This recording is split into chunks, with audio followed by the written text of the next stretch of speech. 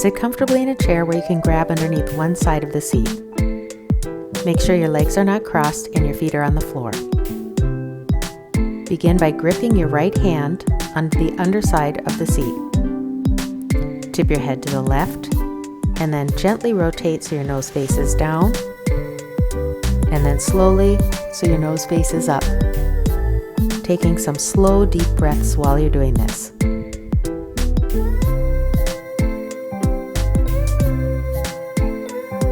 Return to a relaxed state and repeat this on the other side.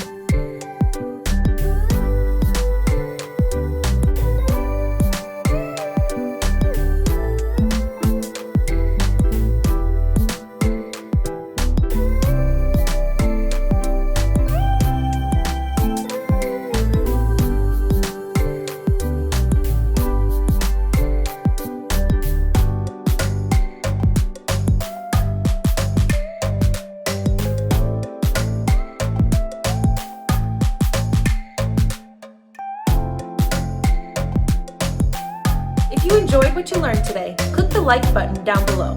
If you happen to be new, please subscribe to our channel to stay tuned in on upcoming content.